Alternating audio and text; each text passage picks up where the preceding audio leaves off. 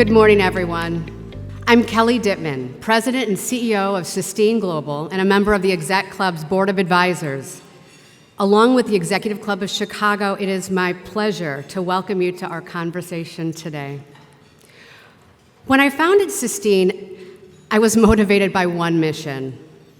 As my 10-year-old son would say, "Mommy, is that a lifesaver?" No, sweetheart, those are the 17 Sustainable Development Goals. The mission is to build our sustainable future together. We launched our women-owned advisory and capital firm to develop and fund smart city initiatives, build green communities, and orchestrate meaningful change. We're a matchmaker between purpose-driven investors and mission-driven projects, accelerating, as you know, our global transition. As a woman executive and now entrepreneur, I'm impressed by Dr. Tiefenthaler commitment to using stories to make the science of global issues more accessible, and Dr. Coughlin's efforts in conservation. It's an honor to introduce these two women who dedicated their lives to conservation and sustainability. Dr. Jill Tiefenthaler serves as the Chief Executive Officer of the National Geographic Society, where she focuses on advancing the organization's mission in exploration, conservation, and education. Under her leadership, Dr. Jill emphasizes the importance of storytelling and the science in driving the awareness needed about our global pressing issues. Tiefenthaler's championed innovation partnerships and initiatives that inspire a deeper understanding of the planet, leveraging National Geographic's rich legacy of exploration to engage and empower these diverse audiences worldwide. Joining us today to share in the conversation is Dr. Bridget Coughlin, Shedd Aquarium's President and Chief Executive Officer. Dr. Bridget is leading in activities and initiatives and conservation efforts at the heart of America's largest aquariums in the world. Please, let's give a warm welcome to Dr. Jill Tiefenthaler and Dr. Bridget Coughlin.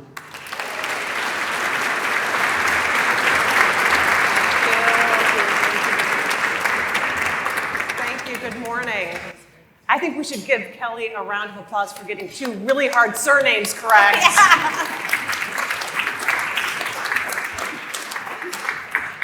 Jill, I was delighted that you reached out and wanted me to facilitate this.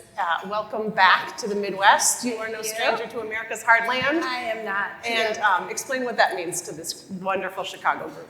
So I grew up on a farm in Iowa, in northwest Iowa, and fun fact about my family, we grew up popcorn, and we still have our popcorn company in Iowa. My brother runs it now. My parents are still there. So I grew up in the Midwest and was determined to get out of Iowa, so I made my way all the way to Indiana for college. And I was fortunate to attend St. Mary's at Notre Dame in South Bend, and had an amazing experience there. I think some of my fellow St. Mary's alumni are here, yay! And that was my first introduction to Chicago, really, being there. As a farm girl from Iowa, I saw my first, the Art Institute of Chicago was the first museum I'd ever gone to, which blew my mind, and I still remember that experience today. I also had my senior formal at St. Mary's here in Chicago. I won't tell you too much more about that, but we had a great time. And I had so many wonderful friends from Chicago, and I enjoyed coming to them and visiting their neighborhoods. So it always had a very close place in my heart. But then over the years, I spent almost a decade as the president of Colorado College, and we have many wonderful CC students from the Chicago area. I think we have a couple CC alums here maybe as well today. And also the Associated Colleges of the Midwest, which is based here in Chicago. Colorado College was a member of that, so we had our regular meetings here in Chicago. And then of course in my current job, it's been fantastic to reconnect. We have so many wonderful supporters here. I had one of my favorite dinners here in Chicago about a year ago when the Livingstons brought together Bridget and other cultural leaders of the institution, and I got to spend some time with some amazing folks that are leading your cultural institutions here in Chicago. So many happy memories of Chicago. I will leave the O'Hare memories aside, but great to be back here with you all in the Midwest. I bet we have people from Northwest Iowa. What city? I grew up in a small town called Berita, and there's about 400 people. It's near the big, thriving metropolis of Carroll in Carroll County, if anybody knows that, which is 10,000, but yeah, very rural area. And I married a farmer from Carroll, Iowa. So, Nice. You had mentioned St. Mary's. What was your major? Economics. And such an incredible school, and you just say a little bit more about early influences from that on women leadership and expanding your horizons, going from one Midwest state to the other. Absolutely. So I arrived at St. Mary's, and really I thought I wanted to be a banker when I got there, so I was going to do a business major, but immediately I fell in love with economics. I know it sounds strange to people, but I did. And also I had, for the first time in my life, these amazing professional women role models who were professors at St. Mary's. And so within my first 2 weeks, decided that I wanted to be an academic and become a professor. And I spent the next 4 years working hard to make it there, and did, and just had incredible mentoring and nurturing and support. And economics, I learned later when I arrived to get my PhD at Duke, I learned that was not a major that was common for women. But at St. Mary's, all majors were women's majors. So I didn't know that. So it was a really fantastic opportunity for me, and really made me, I give St. Mary's huge credit for the career that I've had. That's great. Well, Nat Geo's lucky to have you. I want to arc a little bit from you to the organization. I think everyone here, it was great during the pre-reception. I think you're not just preaching to the choir. These are like the conductors of the choir. These are rabid aficionados of the organization. But just tell us some quick, fast facts. If we were not familiar, what should we know about Nat? Great. So we're in Washington, D.C. We've always been there. Nat Geo was founded in 1888 by 33 sort of scientists, explorers, cartographers, financiers in D.C. with the idea to disseminate geographic knowledge to the world. So we've always been in D.C. We have about 6 blocks from the White House on M Street. We have about 600 employees on the society side. We've always been a nonprofit. Yes, the magazine is still printed. People ask me that all the time, and I hope you all found the paper copy at your chair. We still have over about 1.2 print subscribers, and then additional subscribers as well. So it's great that it's still a monthly magazine. We have another important partnership is we have a partnership with Disney. They run our media side, and that's a very interesting partnership, but it's given us, as linear cable changes, an opportunity to be on Disney Plus. So if you can't, you can always find an amazing collection of Nat Geo television there as well. Let's see what other fast facts. On our mission side, since we've been around, we've given more than 15,000 grants to our National Geographic explorers, who are really the focus of our mission work. There are about 3,000 of them around the globe. They are scientists and conservationists and amazing storytellers, photojournalists, educators. And really what the nonprofit side's goal is to achieve our mission through them by supporting them, not only financially, but with lots of other opportunities, science telling training, elevation opportunities, networking, all kinds of technology resources as well. So did I miss any fast facts? I don't know. I am curious, because it's such a global organization, were the original 33 founders from the United States, from North America? What's their... They were pretty much DC guys. All guys? Yeah, all guys, all 33. All 33 white men that came together, which is certainly in 1888, not surprising, but part of our legacy that we're working to continue to change now. But they were just inspired by traveling the world and adventure. The first expedition happened only a couple years later. One of them took our first expedition to Mount St. Elias to map that mountain. Yeah, and then very shortly after, they said, how are we going to tell everybody about it? And they had these long lines of lectures when they would come back from these expeditions, where people in DC, we have great pictures of our little Hubbard Hall and these long lines of people lined up to come into the lectures. But then they said, we need to start a magazine. Yeah, so the dialogue happened before. Yes, the dialogue started. And the first magazine was to 200 members, and it was a little brown, ugly cover. We didn't get the beautiful yellow border until many years later. But the organization, I guess what impressed me most when I was thinking about leaving academia and higher ed for this job was the commitment to mission over 136 years. And it's certainly global organization, huge impact. Can you talk about some urgent needs, in that global space and what you're focused on? Yeah.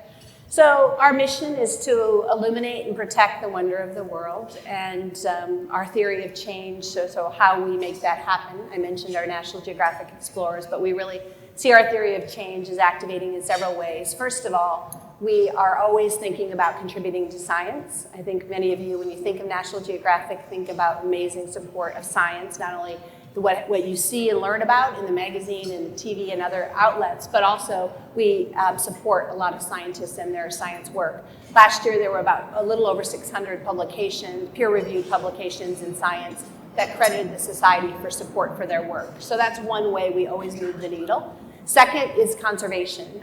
We support a lot of times the science leads to conservation. A lot of our conservation is grounded in rigorous science. But we support amazing leaders all over the world who are leading NGOs to do important on-the-ground work. And some of that support is the dollars for their work, but a lot of it is that Nat Geo seal of approval. And for some of our explorers, especially those in the Global South, that ability to brand with National Geographic is a huge benefit to their work as well. And then, so that's sort of the protection side. And the other huge part of what we do is that illumination piece. And probably, I would argue, maybe what we do better than anybody in terms of in the market that we're in.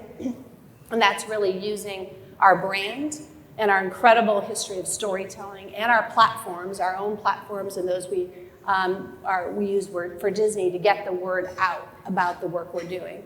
And that includes educating people and telling stories and get people to care and act. As an educator, I'm a firm believer education is great on its own, and so is storytelling.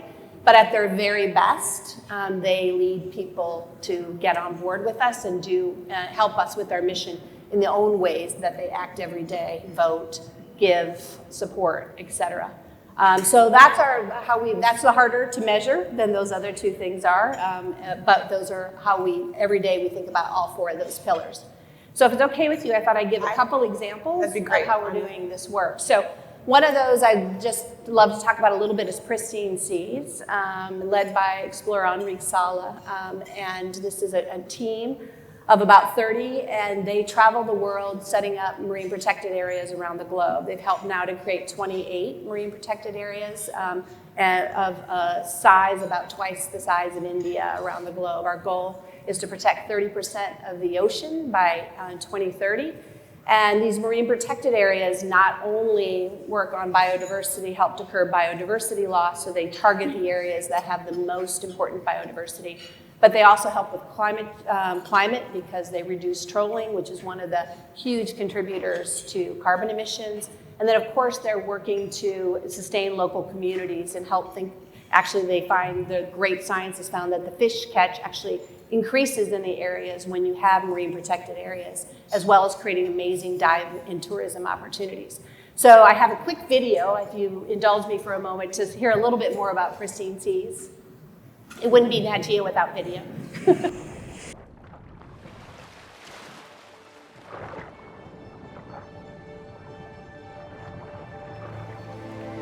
We are defined by the environments that we live in.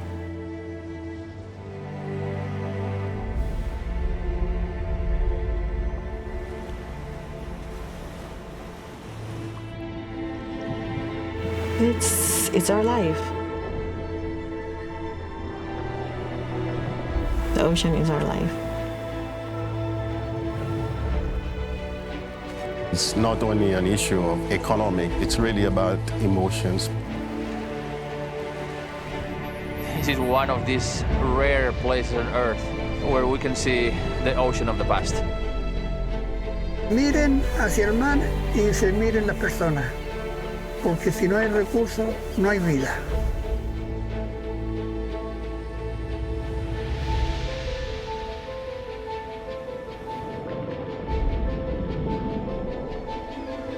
Lento, pero empezó la pesca comercial. Había unas capturas masivas que aquí ya no era suficiente para vivir. This species could go extinct in my lifetime.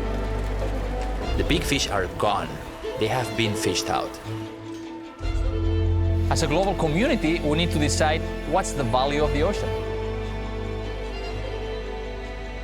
People protect what they love, and they love what they understand.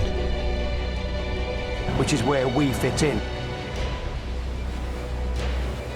The moment I set my eyes on these places, I know why we're here. Conservation needs to be based on a sound understanding of how these ecosystems work, whether it's traditional knowledge or contemporary science. These remote camera systems give us a complete picture of the life in the waters from the near shore to the deepest ocean depths.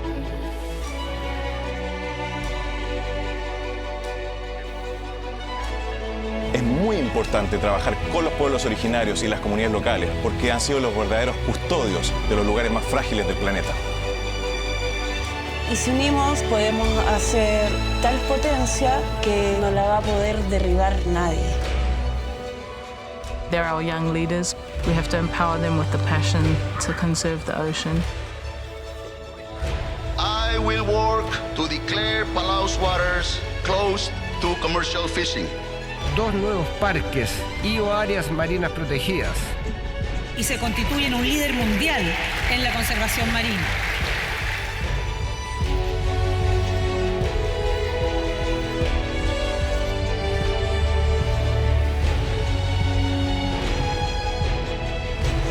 For us to remain this way for the future and for our young people, we have to ensure we help preserve our environment.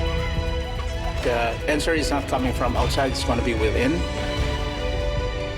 Seeing the planet as it used to be, see the ocean as it should be, and try to bring it back.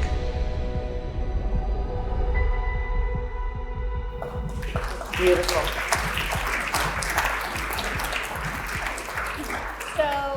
Another conservation program I wanted to mention is our Preserving Legacies program, which is led by explorer Victoria Herman, who's actually with us today here. And when we think about climate change and conservation, we often think about nature, but Victoria's program is really focused on those historic and cultural sites, preserving those. So she's been working with local communities in places like Angkor Wat, for example, to think about how do we help those communities prepare for the impact of climate change and really preserve some of those important cultural sites. And she thinks about those amazing UNESCO World Heritage sites like Petra, but also just our own communities. And as we're seeing what's happening right now in the South, we think about not only the terrible loss of life and economics, but also the community and the cultural heritage. So we're thrilled to have Victoria's program as part of our work. And then if you will indulge me for one more minute, I just want to talk about the illumination side. So we also support incredible photojournalists and photographers and storytellers who really help us get out there and tell the story.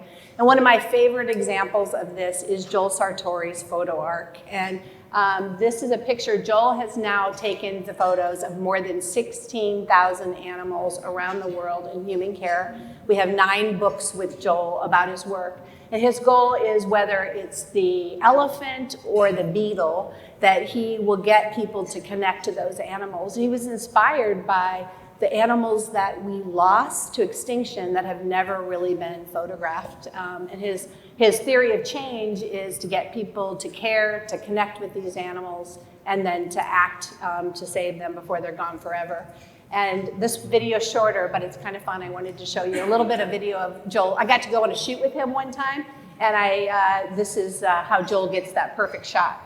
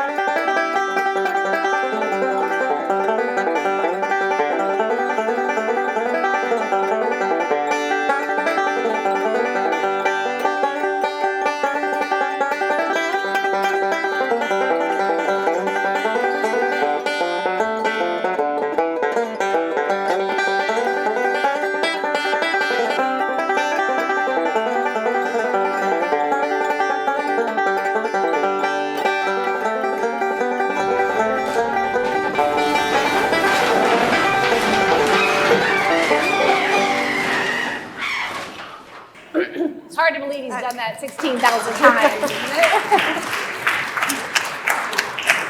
it? At Shed Aquarium, we have saying that there's no better way to get people to illuminate and then protect your two pillars than to have them look nature in the eye, and Photo Arc does just that in quite a stunning way.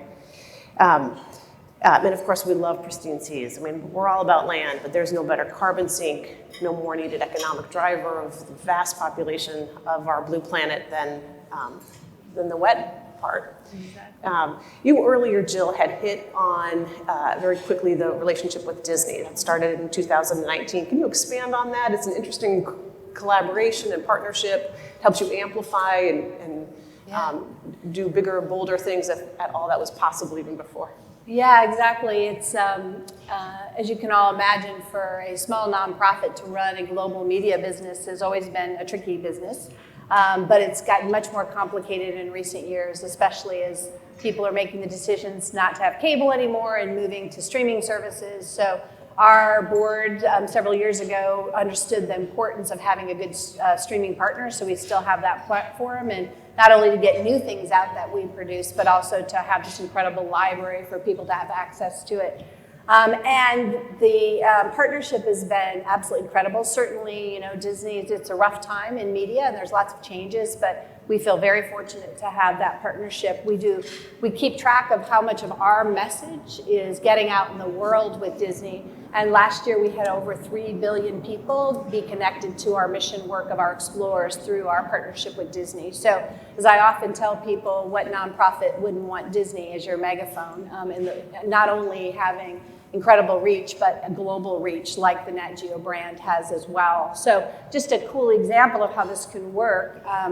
In 2022, we had, earlier, several years before the pandemic, Brian Scarry, who's this amazing photojournalist and amazing underwater photojournalist, came to us with the idea to really focus on whale culture. And so we had funded 5 years of grants for Brian to work with scientists and photograph and learn more about whale culture. Well, in 2022, we turned that into a 4-part series with Disney on Disney Plus with Brian and some of our explorers starring, and it actually won the Emmy for Best Docu-Series that year. And then we followed it up last year, thank you. Yeah. And we followed it up last year with Secrets of the Elephants featuring Paula Kahumba, one of our amazing explorers from Kenya, as well as some of our other explorers that work on elephants in Asia. And then just in April this year, if you haven't seen it, I highly recommend it. We did Secrets of the Octopus with explorer Alex Schnell, and another 4-part series. And so it's just a great way for us to be funding the mission work, which is so important and happening out there,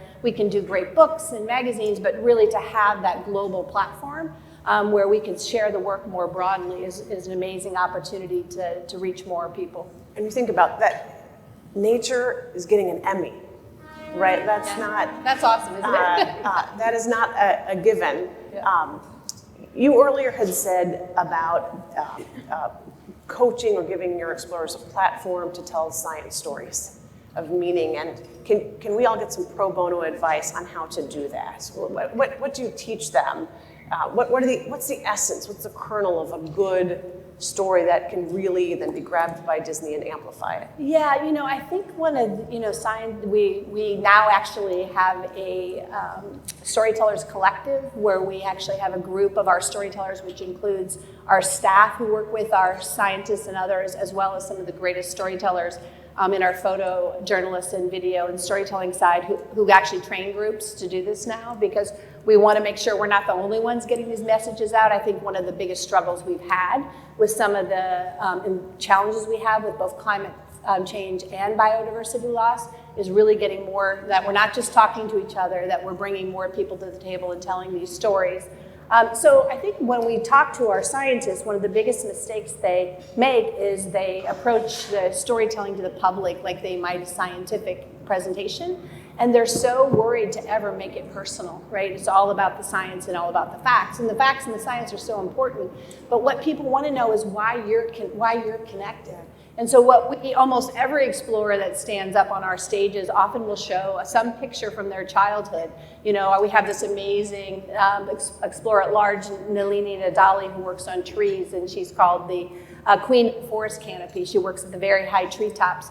But she always starts every talk with a picture of her climbing trees in her backyard and her initial love for trees. So helping people connect you've got to offer people different ways in. Some people love the data, so we want to do some of that. But we also want to, create that empathy and that connection and that care. And then the passion, right? Show your passion for what you do. The best way to bring people along is not be scared to show how much you care about what you're doing and how dedicated you are to the work. Yeah, and that idea of science is a human endeavor. Yeah. I mean, even in higher ed and academics, right? Yep. It's humanities or science. Yep. Well, why is that? Right, science is a human endeavor through and through, and you illuminate that so well. Disney is a corporation; it's a company. Yep. But you have lots of corporate relations and corporate partnerships. What else is impactful in that regard? I know you wanted to share that. Yeah, probably one of our most important partnerships is with Rolex. So we just celebrated this year 70 years of partnership with Rolex. And it started with putting watches on explorers climbing Mount Everest 50 years ago, which is kind of a cool thing. And the partnership really was initially much more about exploration and testing the limits, humans testing the limits, and then at the same time testing the limits of watches. Today, it's really a partnership about impact. The magazine that you have is a great example of this. For the last 5 years, we've been working with Rolex on the National Geographic Rolex Perpetual Planet expedition.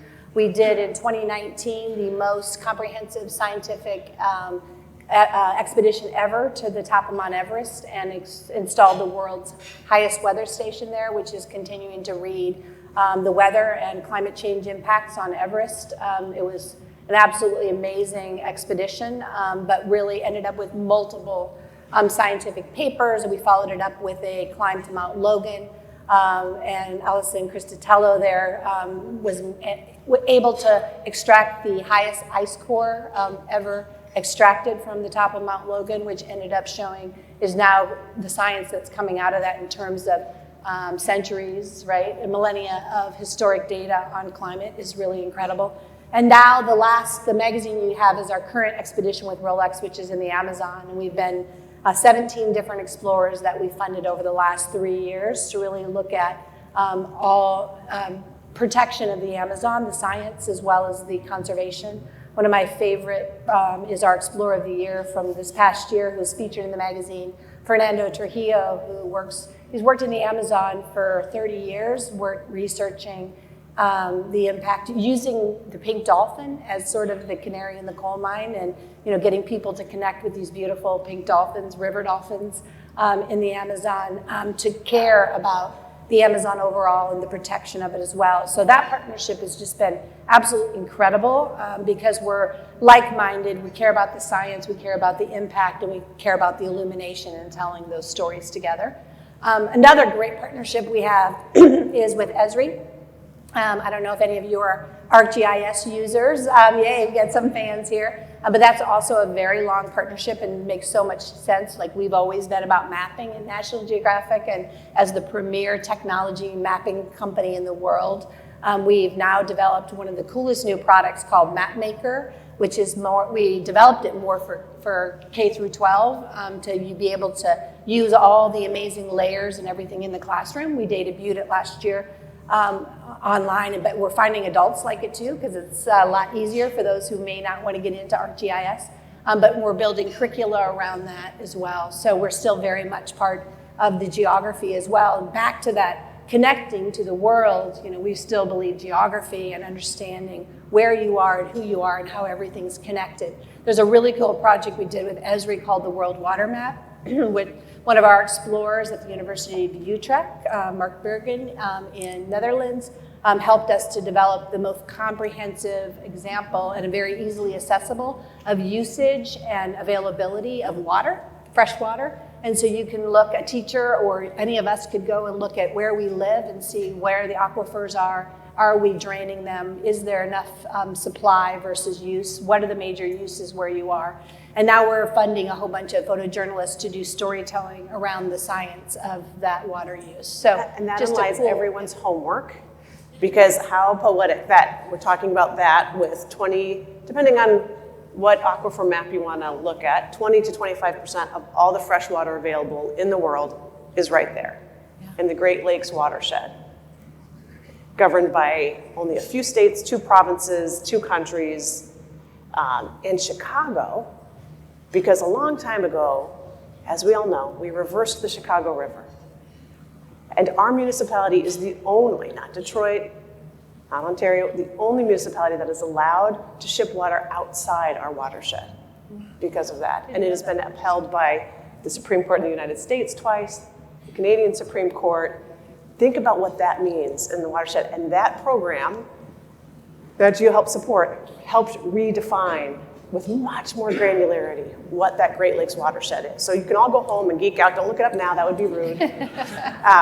But it's incredible, that idea of the utility of science in the hands of people. And even though we live in a globalized society, you bring the world to people. Jill doesn't know this. She did not do this intentionally, but I'm so glad she did. You talked about your Amazon edition later today. We're going to have a press conference opening our Amazon exhibit for the same reason. When you can look at a 200-pound ancient dinosaur in Arapaima, or you can read about it, a pink dolphin, you get this empathetic connection, even if you've never had the privilege of going to the Amazon, which I know you probably have. We all want to be Jill's passport on this job. Where have you been the most? Tell us a fun travel story. I just got back from the Amazon last week. We were in Peru. We did, to celebrate this edition of the magazine, we did an Explorers Festival in Lima, and we had, all in Spanish, and we had an amazing event in Lima, and also for the community, a screening of the new film that's coming out on the Amazon on Disney Plus. On October 10th about the Amazon. We did a screening there, and also then we took some of our trustees and did about a short week in the Amazon on the river, and I got to tag a pink dolphin, which was pretty amazing because they're a pretty amazing experience. So, the travel and be able to see our explorers on the ground in the work is so inspiring. Tell us more about that tagging. They're going to track with telemetry. They're really watching. I mean, it's been, I don't know if people realize that the Amazon is at a historic low right now. We were just there, and to see ships unable to move on dry ground, large ships in the Amazon, it was pretty alarming if you really want to see climate in action, right? To be on, to see that's very, but what they're tagging the dolphins to not only look at their movement, but they're they have an 11th, our explorer I mentioned, Fernando Trujillo, is just got an 11-country agreement to protect the pink freshwater dolphin. And they need it. Yeah, I know, it's exactly.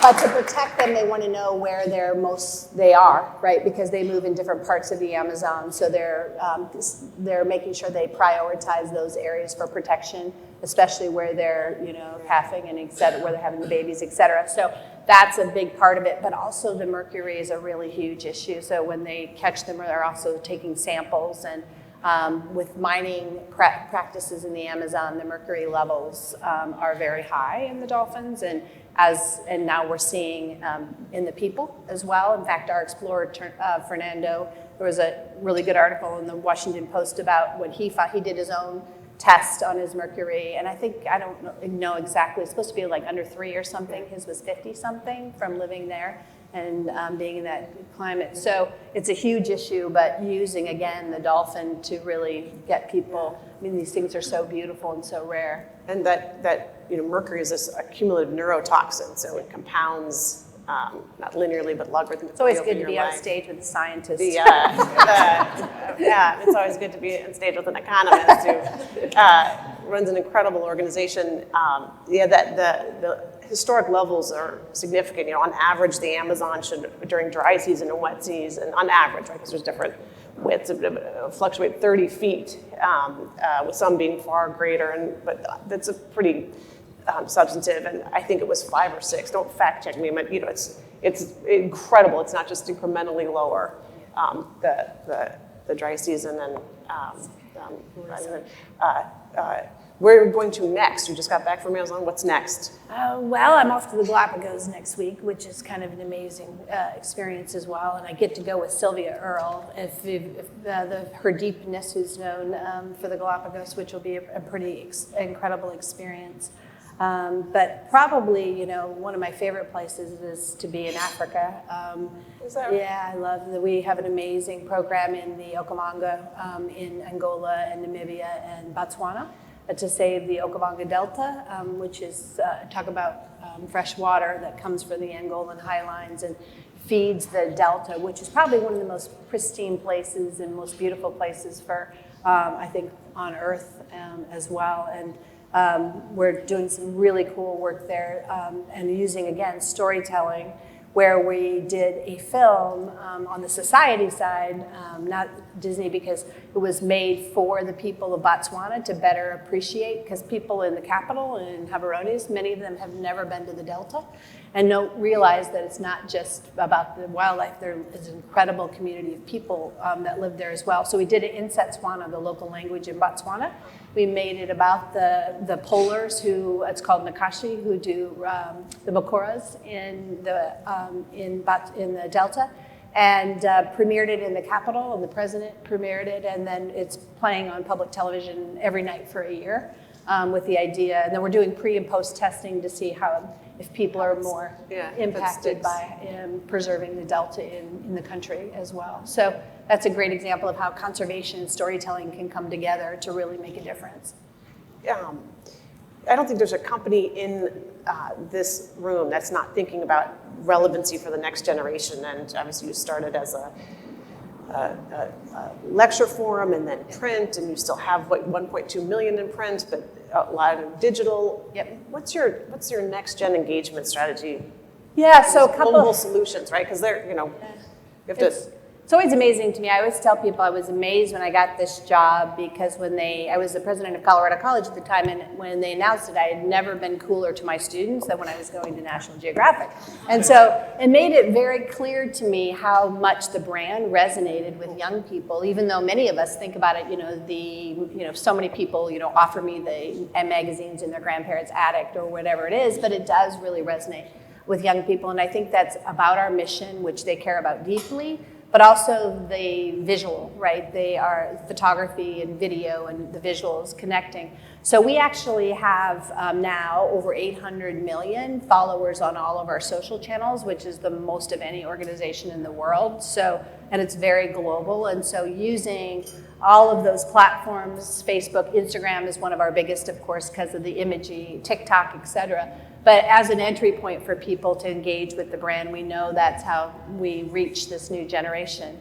And then we're about to reopen our headquarters at DC from a small museum to a very big physical space, which we're super excited about as an experience opportunity for young people. We also have a really cool, with the Nature Conservancy, TNC, we have a externship program for young people where they learn about conservation careers over 10 weeks. They do a story map at the end. And that's taught by our explorers and TNC experts together. And we have this really cool slingshot challenge. You've probably heard of Earthshot, which is the Royal Foundation with Prince William. We have a partnership but we do it slingshot with the Paul G. Allen Family Foundation, helps support it, and it's for kids. It's the same categories as Earthshot, but it's for 13 to 18-year-olds, and students submit a video of how they're going to address one of those, reduce waste, clean the air, save the ocean, et cetera, in their community. And then we pick some finalists and winners, and we bring them to Explorers Festival, and we highlight them in the magazine. But we get thousands of submissions from all over the world. So it's a really cool way. We just started a couple of years ago, and we're working with classrooms around the world to incorporate it into their work in the classroom. And the DC experience is a huge new endeavor. Yes. When does it open? We're all invited to ribbon cutting. Yes, yeah, absolutely. It's opening, yes, exactly. It's opening in 2026. It's a $350 million project, so we've got a lot on our plates. We've been in it for about 2 years, and we've got another year and a half to go. So we'll continue to have an amazing traveling exhibit, but now we'll have a permanent photography gallery with that sort of iconic National Geographic photography, as well as a rotating photography exhibit of some of our cool photographers. We'll have an immersive experience where you'll go on an expedition about 45 minutes long, and then at the end you'll tell your story and get it on the cover of pretend National Geographic magazine. We'll have a incredible theater, a 2.5-story screen in the atrium, a history of National Geographic, amazing exhibition of all of our explorers and their work and what it takes and what they do, and an education center. So hopefully we'll greet classrooms, and then an immersive mapping room in partnership with Esri. So I love it, and I'm so excited. I am coming. You absolutely are. In addition to opening the public, we want to really do a lot of convening and really be with our amazing locations, so close to everything in DC, to really be a convening space for some of these critical issues. So. And no one can have that gravitational pull. It's the biggest compliment to say they're the black hole, right? That they bring everyone in. We started with you. I want to end with you, if that's okay. Sure. We are often referenced as the first CEOs that are female. We just, we're great CEOs. We just happen to have, because I hate being called a good female CEO. We're just good CEOs that happen to have a chromosomal, but as the first woman to serve in this capacity in a really storied organization, how are you championing gender equality and gender inclusivity, and the headwinds for that? Yeah. I know it's important to you. Yeah, it's absolutely important. So I mentioned earlier that when I became an economist, and there were very few women economists. And when I went to my first job, I was an assistant professor at Colgate in New York University. I was the only woman on the faculty there as well. And that's when it really hit me how important it was to have a lot of different voices at the table, because I realized that my voice there made a huge difference. Not only, I was kind of interested in some different things than everybody else was. And as the economics profession changed in the 90s, and when I was there in early 2000s, people started looking at things like what happens when you give women economic power in different places. How does that influence family decision making? How does it influence children's health? So we saw as women came to the table that it was better for business, right? And the same was true with students. All of a sudden, when I came, we went from having like 10% econ majors who were women to about 40% econ majors who were women. And we realized how important the role model effect was, right, as well. So early on, I learned for women and for BIPOC, it was just so critical. Like, it's really good for business. And that's been true when I was a college president, to have a diverse group of people around my table. And it couldn't be true, so true at National Geographic. I mean, we are a global organization, and to bring the very best talent to us from all over the world, we have to be a welcoming, inclusive organization where people from the global south, the global north, men, women, all races and backgrounds, scientists, storytellers, where everybody can find community and find like it's a place that matters to them and they want to be a part of. So for me, I feel like it's to get the best people, to retain the best people, to bring the best ideas, to tell the best stories. It's absolutely critical to have diversity, and you only have diversity when you have inclusion. Absolutely. Yeah. And do you have a? I think you have I do. I want to finish with a little bit. Many of you think of Nat Geo. We think of that Explorer, that old model I talked about. But we're doing amazing things at National Geographic in response to what I just said, to have a more diverse pool. Last year, over 50% of our grants went to women, which is super exciting, and 71% of our new projects were given to non-US citizens. So this is just a quick video on who's an explorer today. If I was an explorer, I would wake up, put on my gear, put on my hijab, binoculars, a hat. I would take my tools to investigate. I'd put on my spacesuit, and then I'd shoot off into the stars.